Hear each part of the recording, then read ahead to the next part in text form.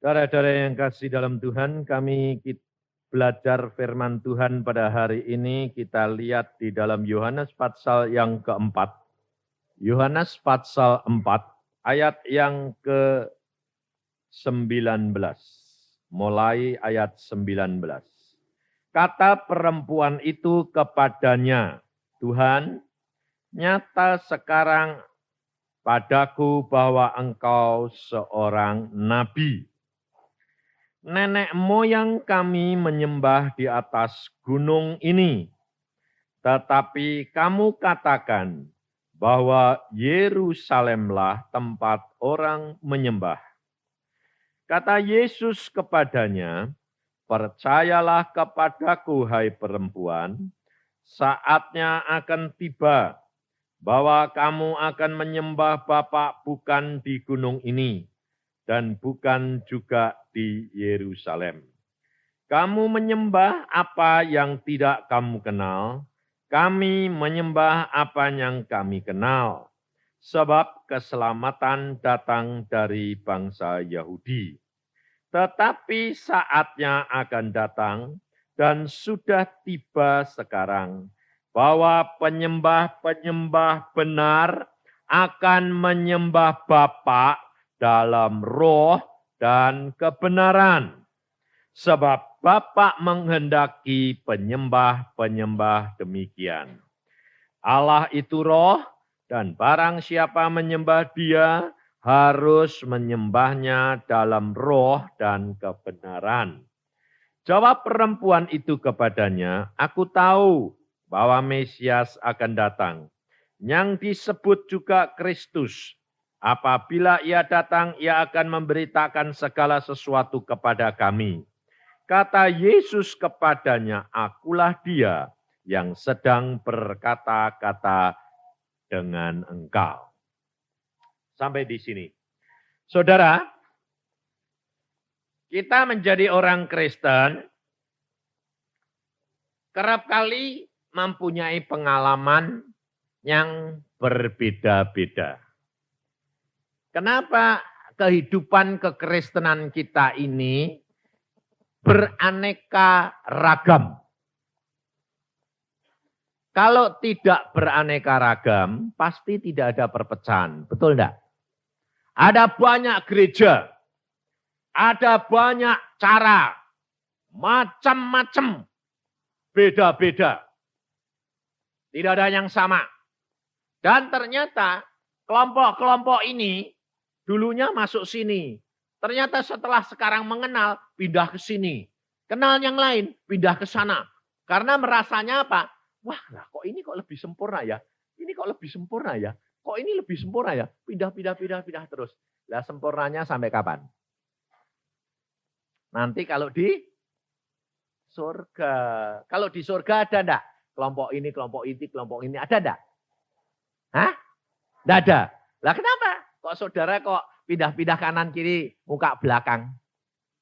Karena rasanya enggak puas. Nah, mengapa hal itu terjadi? Nah, ini loh saudara. Karena tingkat pengertian kita berbeda. Maka dari itu, kalau saudara itu cuma mengharap pengajaran dari orang, saudara akan kecewa. Maka dari itu selalu saya tekankan, baca Alkitab. Belajar dari siapa? Roh Kudus. Gereja, persekutuan itu cuma tempat di mana kita boleh tempat untuk belajar. Jadi pindah sana pindah sini tetap sama saja kalau engkau tidak belajar dengan Roh Kudus dan alami sendiri. Maka dari itu kita harus benar-benar belajar. Contohnya, perempuan yang berbicara sama Tuhan Yesus ini perempuan Yahudi atau enggak? Bukan. Perempuan ini adalah perempuan Samaria. Lah, perempuan Samaria ini orang Israel apa enggak? Belum tentu. Kenapa? Sebab orang Samaria ini campuran antara orang Israel dengan bangsa-bangsa lain. Nah, perempuan ini disebut Samaria kenapa? Karena Israel campuran. Enggak karu-karuan. Nah, sekarang saudara ini orang Israel apa? Hah? Samaria. Cocok loh? Cocok. Maka dari itu, coba perhatiin apa kata perempuan ini sama Tuhan Yesus. Nah, di dalam ayat yang ke-19, Tuhan, nyata sekarang padaku bahwa engkau seorang nabi. Nah, pada waktu perempuan ini pertama kali ketemu Tuhan Yesus, dia tahu enggak kalau Yesus ini Mesias? Enggak toh? Dia bilang apa? Nabi. Nabi. Nah, sekarang kaum Ismail nyebut Yesus siapa? Isa. Isa itu nabi atau juru selamat? Nabi. Orang Ismail itu percaya enggak kalau Isa itu nabi? Percaya, enggak tahu kamu. Percaya dia bahwa Isa itu nabi, percaya. Tapi dia belum sampai kepada juru selamat. Nah, kalau saudara percayanya bagaimana? Nabi atau juru selamat? Enggak nabi. Salah. Nabi dan juru selamat. Loh, kok keliru ya? Cuma juru selamat tok, nabi ini enggak. Oh, kehilangan lagi satu, sama saja. Dia itu nabi dan juru selamat. Dan Tuhan punya 3. Lah kalau kamu cuma bilang juru selamat, belum tentu Tuhan. Kalau cuma Tuhan, belum tentu nabi. Nabi, juru selamat, dan Tuhan. Loh, jadi punya komplit. Nah, sekarang perempuan ini pada waktu dia tahu bahwa Yesus ini nabi, apa kata perempuan ini? Loh, di dalam ayat 20 bilang gini. Nenek moyang kami menyembah di atas gunung ini. Tetapi kamu, loh, nunjuk Tuhan Yesus toh? Perempuan ini nunjuk Tuhan Yesus. Tetapi kamu katakan bahwa Yerusalemlah tempat orang menyembah. Kenapa perempuan ini masih ngomong sama Tuhan Yesus begitu? Karena kalau nabi itu adalah manusia biasa. Nah, tetap nabi-nabi ini dari turunan mana dia selalu merasa dirinya paling benar. Lah, contohnya sama enggak sama hamba-hamba Tuhan zaman sekarang? Yang ini punya pengalaman ini, wah itu yang paling benar. Lalu saudara suruh niru dia kabeh. Lalu saudara bilang, iya ya, iya ya, iya ya. Nah, hamba Tuhan datang lagi, aku punya pengalaman begini. Niru semuanya ini. Lalu lama-lama kamu jadi pengikutnya siapa? Pengikut hamba Tuhan atau pengikut Yesus? Pengikut hamba Tuhan. Nah, kalau kira-kira pengikutnya hamba Tuhan bakal masuk surga enggak? Tahu. Tapi ternyata kamu lebih seneng loh. Baca buku ada orang pendeta dibawa ke Firdaus. Setelah dari sana, lalu Tuhan itu bilang gini, yuk lihat ke alam maut. Nah, orang ini dibawa ke alam maut. Nah, setelah pergi ke alam maut, Tuhan bilang, dengerin itu loh, dan lihat itu. Itu di ruangan alam maut tuh ada pendeta sama pengikut-pengikutnya. Lalu dia kaget. Pendeta Tuhan? Iya. Sama pengikut-pengikutnya? Iya. Loh, nah kok di alam maut, kok enggak di surga? Tuhan bilang, nanti dengerin omongannya. Lalu dia ini denger, lihat. Wah, pendetanya didorong sana, ditarik sini. Wah, jemaatnya maki-maki semuanya. Lalu dia dengar, maki-makinya bilang, pendeta, kamu ini bagaimana sih? Saya ikuti kamu, kok malah kamu bawa ke sini? Ke alam maut. Aku kan kepengennya ke surga. Lah pendetanya bilang, lah kenapa kok kamu ikut aku? Lu lah kamu namanya pendeta itu kan ngerti toh. aku sendiri itu ya enggak ngerti. Loh, lah kenapa kamu enggak ngerti? Lah aku ya diajar mbak guruku itu dulu sekolah gitu. Ya aku ajarkan kamu gitu. Tak kira kamu ngerti. Lah aku ya enggak ngerti. Lah sekarang ini bagaimana? Lah ya aku ya enggak tahu bagaimana. Kok kamu bawa aku ke sini? Loh, saudara tahu? Lalu si hamba Tuhan ini tanya sama Tuhan Yesus, Tuhan, kenapa kok itu jemaatnya engkau biarkan? Aku tidak biarkan. Kenapa engkau tidak tuntun secara pribadi masuk ke dalam Firdaus? Aku sudah berikan mereka Roh Kudus. Roh Kudus sudah ada di dalam hati pribadi demi pribadi. Betul enggak? Dia tidak mau dengar-dengaran. Dia lebih dengar pendetanya daripada dengar aku. Dan Tuhan berkata, aku tidak kenal mereka. Saudara tahu? Hati-hati. Karena kerap kali kita ini tidak sadar. Kita dituntun kembali ke dalam apa? Ke dalam peraturan-peraturan Taurat. Dan ke dalam perjanjian lama. Padahal Yesus sendiri berkata, waktunya akan tiba perempuan. Dan saat ini sudah tiba. Bahwa semuanya penyembah-penyembah Bapa. Bukan di gunung ini. Bukan di Yerusalem. Tetapi menyembah dengan roh dan kebenaran. Waktunya akan tiba. Dan sekarang sudah tiba. Apalagi zaman kita sekarang. Udah tiba belum? Sudah. Yesus 2000 tahun yang lalu sudah membaharui. Nah. Bagaimana caranya? Coba saya katakan.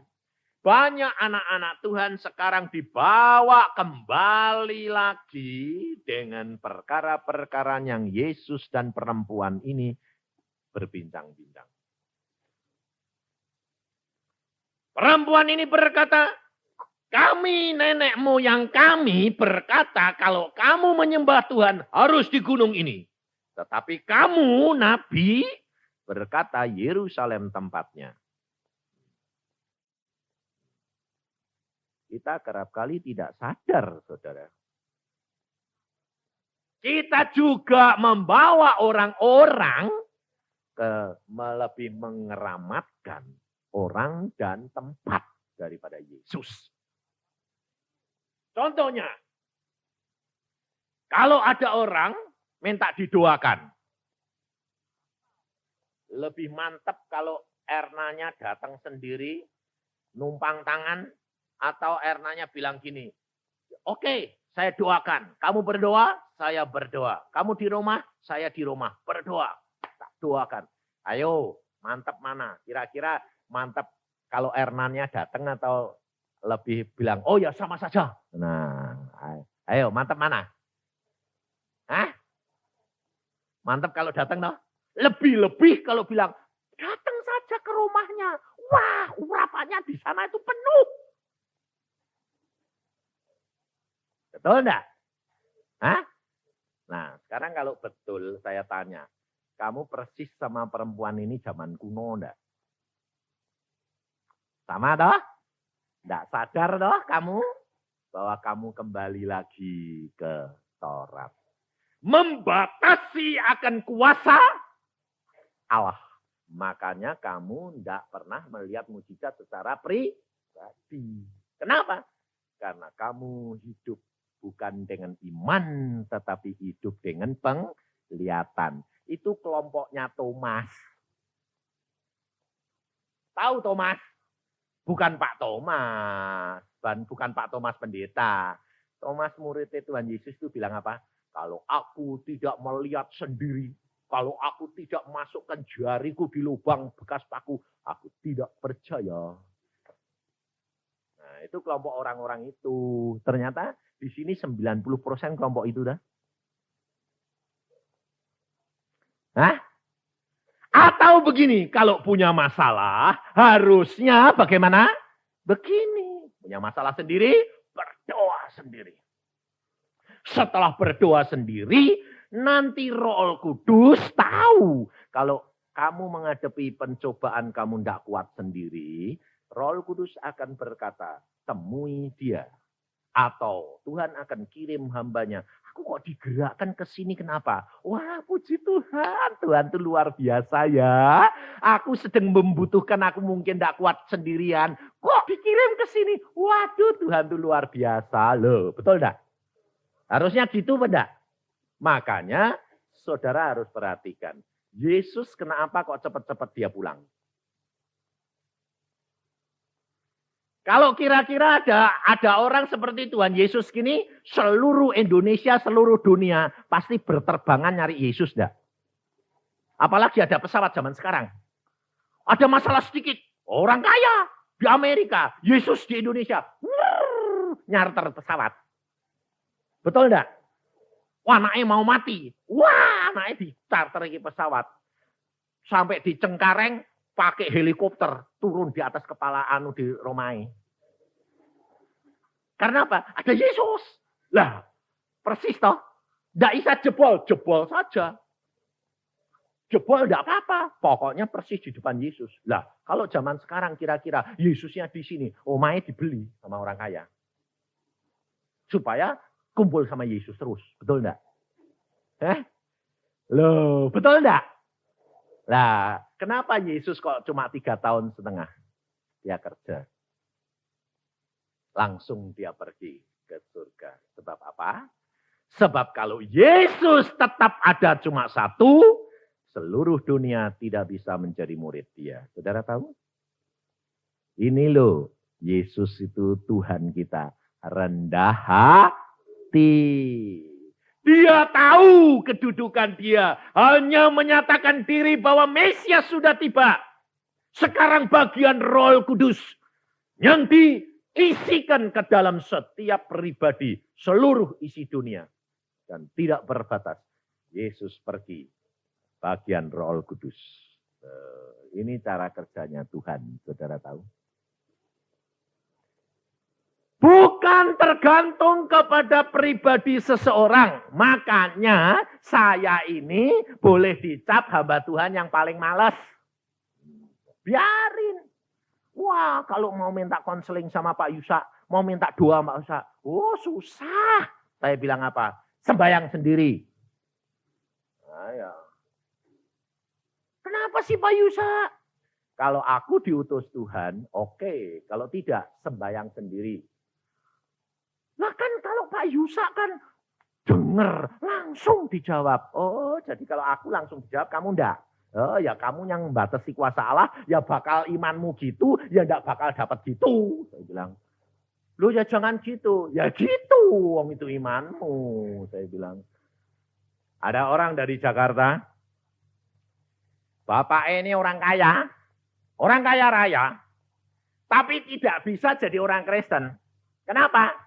Karena dia kecewa sama orang Kristen. Karena apa? Yang nipu dia, yang makan uang dia orang Kristen semua. Jadi anak ini nginjili, Pah jadi Kristen. Mamai istrinya anak Tuhan. Pah jadi Kristen. Apa jadi Kristen? Tuh, nipu uang saya berapa puluh juta, berapa ratus juta. Itu. Kristen semuanya. Justru orang bukan Kristen lebih baik. Kenapa aku suruh jadi Kristen? Nah, gak mau. Akhirnya apa terjadi? Sakit parah. Sakit luar biasa. Gak tahan dia.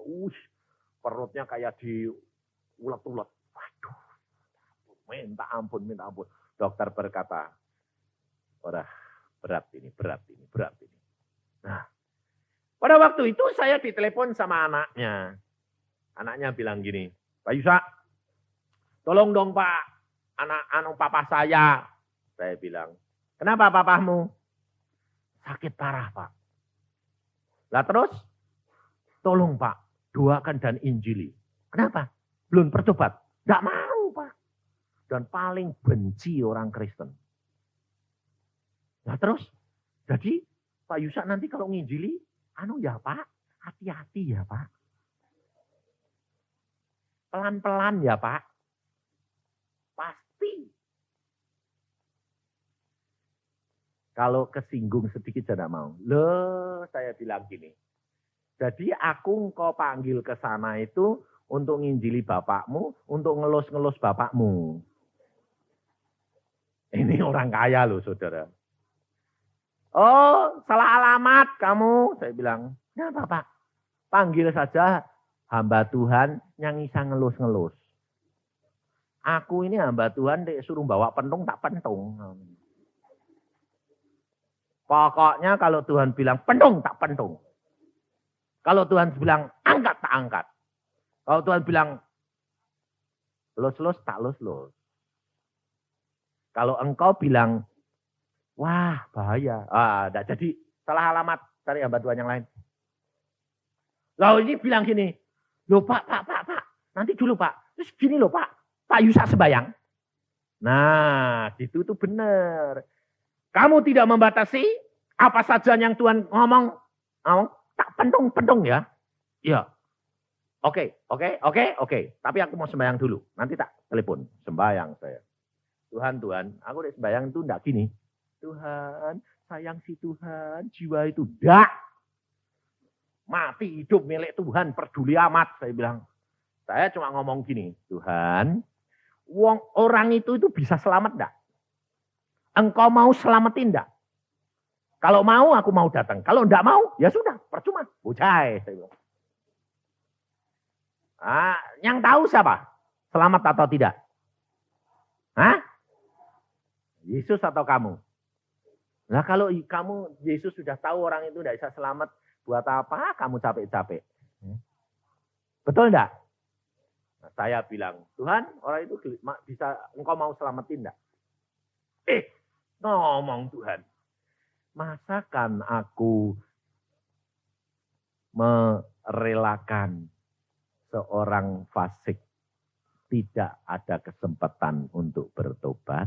Loh, wah, kalau gitu orang ini bisa selamat ini. Oke Tuhan, kalau gitu bisa ya? Bisa. Nah, lah aku harus ngomong apa? Ngomong saja. Beneran. Lalu tak telepon. Oke, besok jam 5 saya berangkat naik kereta api dari Bandung jam 5, jam 8 sampai di sana. Saya bawa jemput di stasiun ke rumah sakit. Saya mau ngomong. Oke. Ngomong apa Pak? Enggak usah urusi. Sampai di sana sudah dijemput. Ini, wah, jemputnya pakai Mercy lagi. Wah. Lalu sampai di rumah sakit ketemu istrinya sama anaknya gitu. Bagaimana Bu? Oh, enggak apa-apa. Ini bisa diomongin, Pak. Nah, sudah bisa diomongin enggak? Ngomongnya harus bagaimana? Oh, terserah Pak Yusak. Sudah tidak berani dia. Apa saja ngomong. Ya, saya masuk. Anaknya bilang gini, Pak, saya enggak ikut ya, Pak. Saya takut kok, Pak. Ya sudah, kamu enggak bisa ikut. Nanti enggak apa-apa, saya enggak terpengaruh saya. Ya, sama istrinya aja. Ya, oke, masuk. Saya bilang, karena dia lebih tua, sudah 60 berapa, saya bilang, Om. Saya bilang, Om, sakit enggak? Wah, sakitnya luar biasa. Tahu, sudah mau mati kamu. Ya.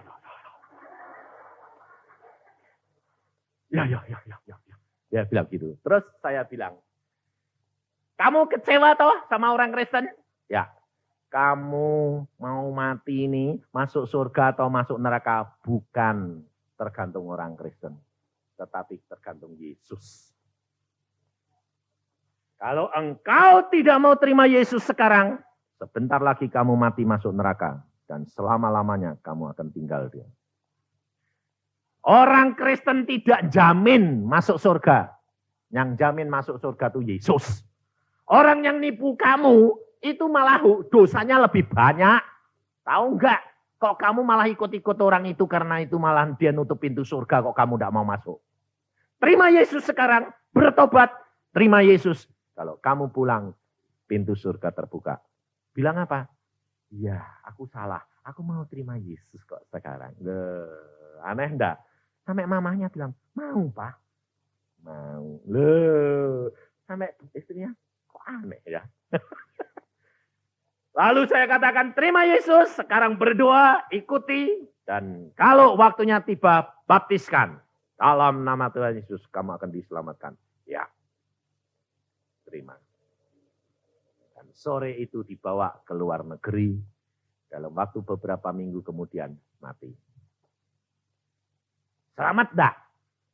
Selamat.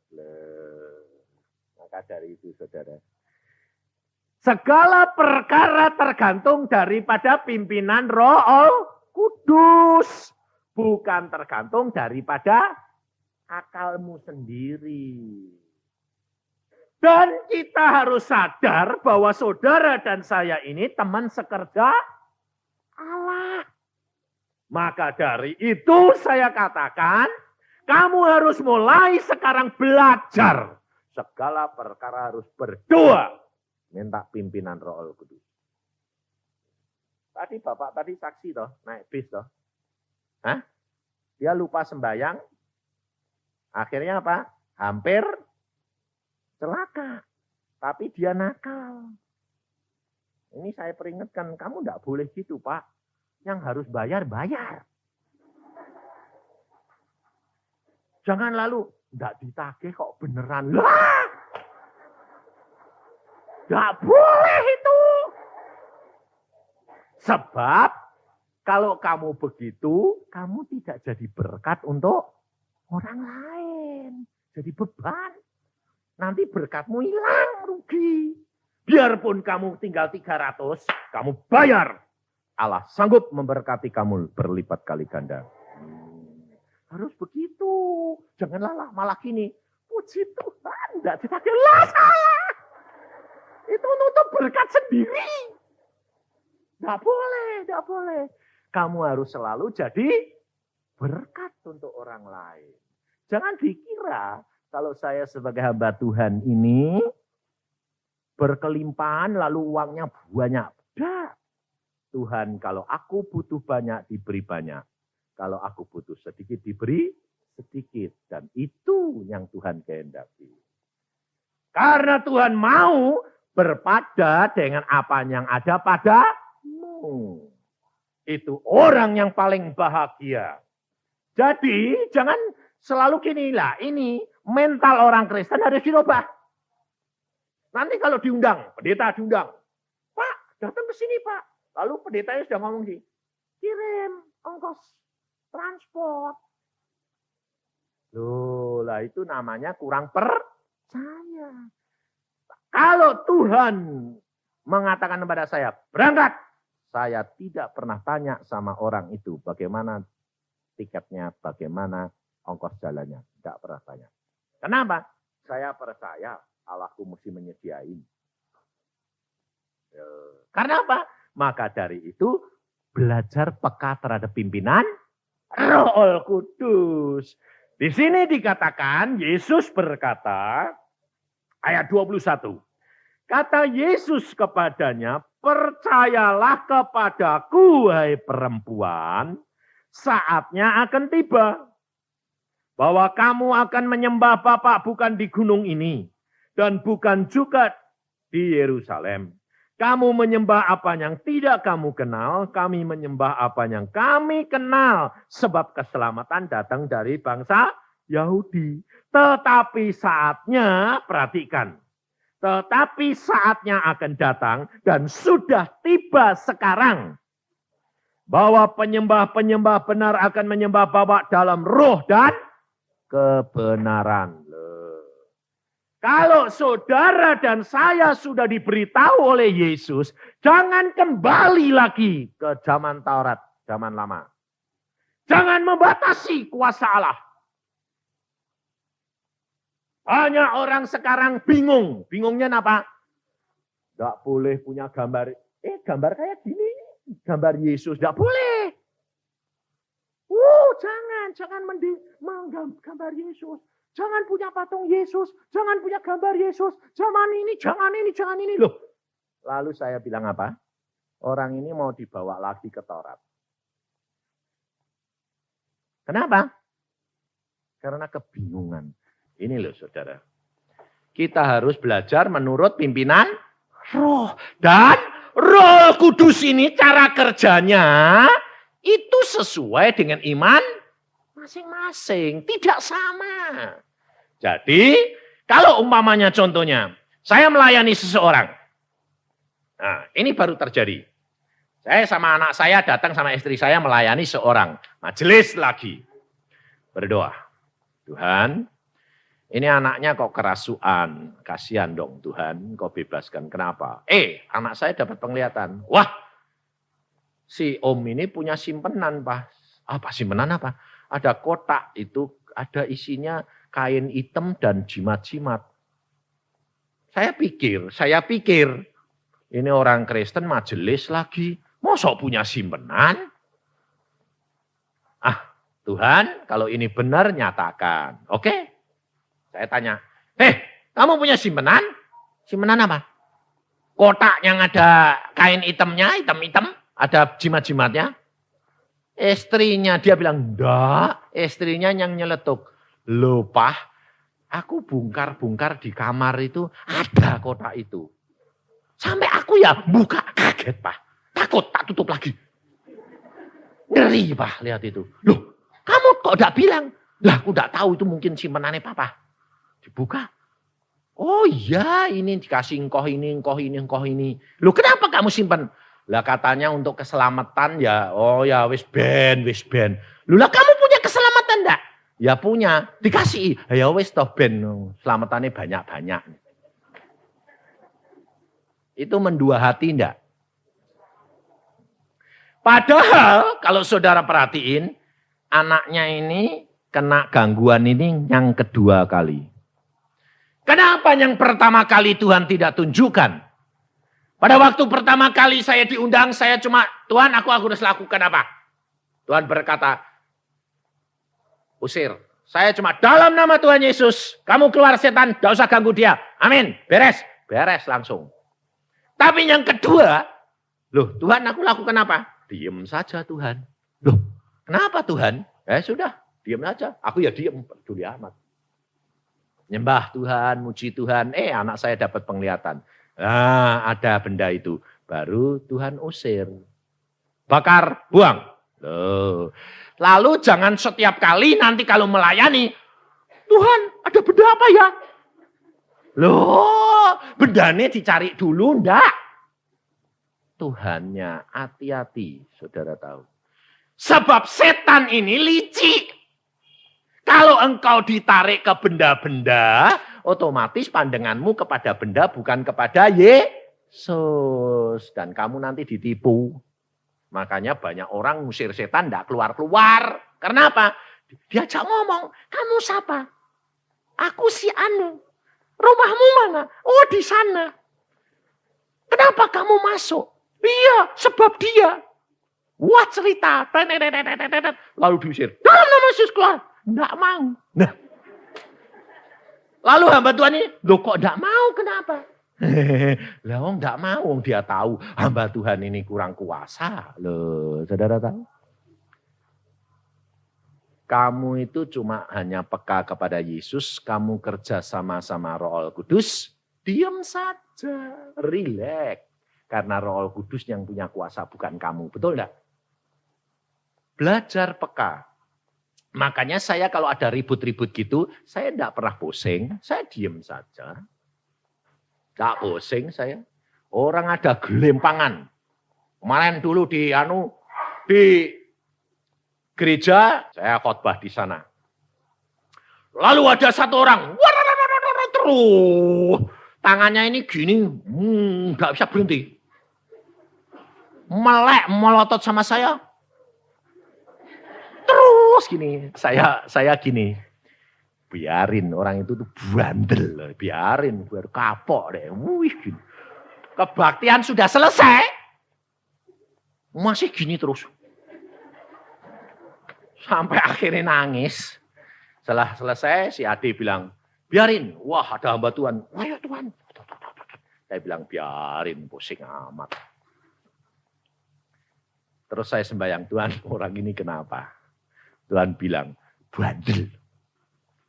Biar kapok. Biar tahu bahwa aku itu berkuasa melakukan segala perkara. Oh ya. Setelah selesai, saya bilang, kamu bandel dah. Iya, tapi gini loh. Sekarang saya bilang, turunkan, nurut enggak? Enggak mau nurut om. Ini gini terus, ini bingung om. Ini kipi om. Nih. Lalu saya bilang, kamu sekarang bicara sama Roh Kudus. Kamu bilang, Tuhan Roh Kudus, aku minta ampun karena aku bandel. Tuhan Yesus, ampuni aku karena aku bandel. Aku sekarang mau turut dan tunduk kepadamu Tuhan Yesus. Dan terima kasih akan pengampunanmu. Ngomong, dia ngomong. Terima kasih Tuhan Yesus. Wes, sudah. Bagaimana hatimu? Nah, tenang om. Sekarang kamu ngomong. Dalam nama Tuhan Yesus, tangan berhenti normal. Dalam nama Tuhan Yesus, tangan berhenti normal. Kok nurut ya om? Nah. Sebetulnya enak enggak nurut Tuhan? Saya bilang, enak ya om, kok gitu ya? Iya, saya bilang. Tapi kalau kamu bandel ya diajar kayak gini ini. Saya bilang, loh, saudara tahu? Kamu harus setiap hari belajar peka terhadap pimpinan dia. Nanti engkau akan dipimpin, diajar untuk kerjasama dengan saudara yang lain. Dan mendatangkan kemuliaan. Tetapi jangan lalu kalau sudah pengalaman satu terus dipakai terus. Hati-hati, itu jerat setan. Yesus sudah berkata, ada saatnya dan sekarang sudah tiba. Bahwa engkau menyembah Bapa di dalam kebenaran. Kebenaran itu adalah firman. Menyembah Bapa di dalam Yesus Kristus. Itu kebenaran. Karena Yesus berkata, aku jalan kebenaran dan hidup. Lalu di dalam kebenaran dan di dalam roh. Perhatiin kata-katanya. Coba perhatiin. Ayat 23. Tetapi saatnya tiba, sudah tiba sekarang, bahwa penyembah-penyembah benar akan menyembah Bapa dalam roh dan kebenaran. Bukan dalam bahasa roh lain. Ada enggak tulisannya? Dalam bahasa roh. Dalam roh artinya kamu berhidup, menyembah, dikuasai oleh Roh Kudus. Bukan berarti di dalam bahasa roh. Bahasa roh itu roh yang berdoa, bukan kamu. Tetapi Alkitab berkata Yesus, ada masanya, saatnya akan tiba. Kamu ini roh atau daging? Roh dan daging. Semuanya menyembah Bapa di dalam kebenaran, di dalam Yesus, di dalam firman, dan di dalam Roh Kudus. Sebab firman sama Roh Kudus tidak boleh dipisahkan. Kalau firman saja kamu belajar, dengan akalmu, kamu akan jadi orang Farisi dan ahli Taurat. Tapi kalau kamu roh tanpa baca Alkitab, engkau akan jadi dukun. Ngerti? Dan banyak sekarang dukun Kristen, banyak. Dapat penglihatan. Gini. Tidak cocok sama Alkitab. Itu dukun Kristen, saya bilang. Hati-hati. Maka dari itu saudara harus benar-benar belajar firman Tuhan. Tetapi jikalau engkau sudah punya bahasa roh, engkau boleh pakai. Boleh. Yang tidak punya bahasa roh, tidak masalah. Karena menyembah kepada dia di dalam kebenaran, di dalam firman, di dalam Yesus, dan di dalam Roh Kudus. Seluruh. Karena Yesus sudah berkata, siapa yang mengasihi Bapa, mengasihi Bapa dengan segenap apa? Hati, pikiran, jiwa, dan roh. Dan seluruh kekuatan. Daging artinya rohani dan jasmani. Nah, jadi saudara sekarang sudah tahu. Lebih dahulu pentingkan Roh Kudus. Karena fungsi Yesus di dalam dunia sudah diambil alih oleh Roh Kudus. Ini pokok. Dan orang yang bekerja sama dengan Roh Kudus, saya jamin, meskipun dia menghadapi aniaya sekalipun, dia tidak tergoyahkan. Kenapa? Karena Tuhan yang menjamin dia. Tidak kuat, dikasih kekuatan. Sakit, dihilangkan sakitnya. Saudara tahu? Tidak usah takut gini. Wah Pak, saya ya takut Pak. Nanti menghadapi aniaya Pak. Itu kayak Stefanus. Matinya dibalangi. Wah ya sakit semua. Bodoh saya bilang. Engkau tidak akan dituntut kayak Stefanus kalau tidak diberi kekuatan seperti Stefanus. Dan Stefanus itu tidak sakit. Sakitnya cuma sebentar. Setelah dia lihat anak manusia berdiri di sebelah kanan Allah Bapa, Stefanus sudah tidak merasakan sakit. Contohnya, di dalam dunia kedokteran, kalau orang itu mbok sakit parah kayak apa, kalau sudah mau mati, gembor-gembor, ada yang sakitnya hilang enggak? Hilang. Kalau saraf kesadarannya itu sudah terpotong, dia hilang sakitnya sama sekali. Kenapa? Obat-obatan anti sakit itu bisa diberikan. Karena itu memblokir rasa sakit. Kalau dunia kedokteran saja bisa, apalagi Allahmu. Kalau kamu dianiaya, lalu Tuhan bilang, cukup. Berhenti sakitnya. Hilang enggak? Hilang. Kau bilang, puji Tuhan. Enggak sakit. Digebuki. Puji Tuhan malahan. Saudara tahu? Ini kesaksian seorang hamba Tuhan yang dipenjara di Vietnam 20 tahun. Badannya tinggal kulit sama tulang. Orang tuwek lagi. Kalau dipukuli di penjara bagaimana? Yang terakhir dia mau dikeluarkan. Kenapa? Karena dia dipukuli tidak mati-mati.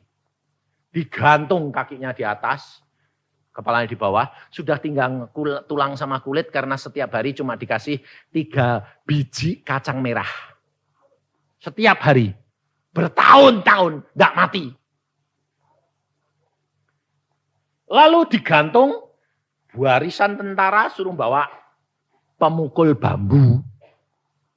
Orang 20 pukuli sampai mati. Sakuate tentara itu. Dari satu orang mukuli buak-buk. Capek, ganti satu. Terus. Orang 20 pingsan semua. Yang digantung, tidak mati. Diturunkan, mesti jalan lagi.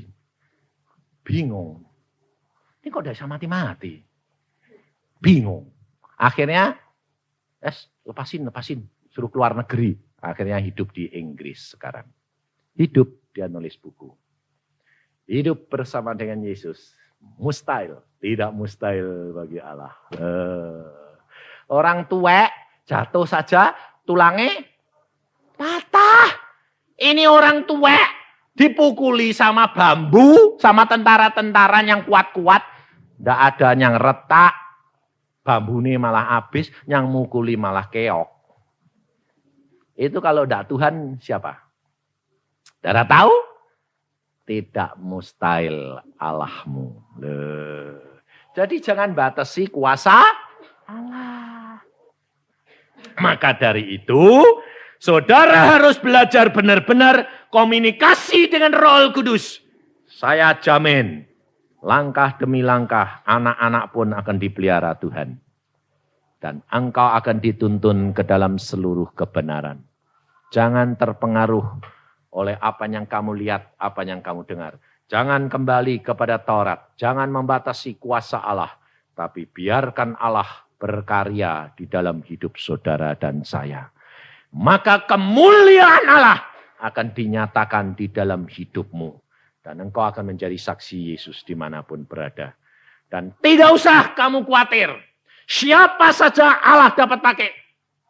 Zaman sekarang anak kecil dipakai Tuhan untuk didik siapa? Ayah ibunya. Kenapa? Karena ayah ibunya kurang percaya. Anaknya yang kecil lebih percaya sama Tuhan. Ayo kamu. Sebab apa? Sebab anak yang kecil-kecil sekarang sudah dengar suara Tuhan. Ada anak umur 5 tahun di Surabaya. Dia bilang begini, Mah, aku diajari baca Alkitab sama Tuhan Yesus. Loh, anak 5 tahun belum sekolah apa-apa sudah bisa baca Alkitab. Mamahnya bilang, masa? Iya, Mah. Bagaimana suaranya Tuhan? Suaranya Tuhan itu enggak seperti Mama. Mama sih nyentak-nyentak. Suaranya Tuhan tuh halus, sayang. Lalu ada orang sakit, lalu dia bilang, sembayang buat mak itu loh. Oh, Tuhan Yesus sudah bilang kok, mak itu sudah sembuh. Mamanya tidak percaya di telepon. Bagaimana tante? Oh, sudah sembuh. Loh, kok benar ya? Jadi saudara tahu, kalau engkau tidak mau dipakai Tuhan, anak-anak akan dipakai. Dan setiap keluarga harus ada orang yang peka. Supaya apabila nanti aniaya datang, keluargamu tidak cari hamba Tuhan, tetapi bersekutu sendiri dengan Tuhan. Saudara tahu, waktunya sudah amat singkat. Komunikasi dengan Roh Kudus. Belajar peka terhadap dia. Apa saja yang dia katakan, lakukan. Maka engkau akan melihat kemuliaan Allah dinyatakan. Amin. Tuhan, firman-Mu sudah hamba sampaikan. Dan biarlah anak-anak-Mu menyadari Tuhan. Jangan kembali ke masa yang lampau lagi. Tetapi saatnya sekarang sudah tiba. Dan Yesus sudah memberikan kepada kami Roh Kudus. Di mana Roh Kudus akan memimpin kami ke dalam seluruh kebenaran. Roh Kudus akan menuntun kami menyembah kepada Bapa di dalam Yesus Kristus dan di dalam Roh Kudus. Kemuliaan Bapa akan dinyatakan di dalam kehidupan kami. Terima kasih akan anugerah-Mu ini Tuhan. Di mana anak-anak-Mu Engkau arahkan. Supaya jangan terpancing akan perkara-perkara jasmani. Tetapi mendahulukan Engkau Tuhan Roh Kudus. Dan Engkau menuntun, membimbing mereka menuju kepada kebenaran. Sehingga kemuliaan Bapa dinyatakan di dalam kehidupan kami. Dan Yesus senang karena anak-anaknya menurut Roh Kudus. Menyembah kepada Bapa di dalam roh dan kebenaran. Di dalam Yesus dan Roh Kudus. Terima kasih Bapak. Hamba serahkan kembali anak-anak-Mu dalam tangan-Mu Tuhan. Engkau ingatkan anak-anak-Mu. Apabila mereka mulai terpancing oleh segala kuasa iblis. Segala jerat-jerat kuasa gelap. Di mana daging ini yang selalu diperhatikan. Bukan roh kami. Terima kasih. Padahal Yesus sudah berkata. Daging tidak ada artinya. Jiwa, rohlah yang penting. Maka dari itu Tuhan, biarlah firman-Mu ini menuntun mereka menuju kepada seluruh kebenaran-Mu. Dalam nama Tuhan Yesus, kami mengucap syukur semua perkara ini. Amin.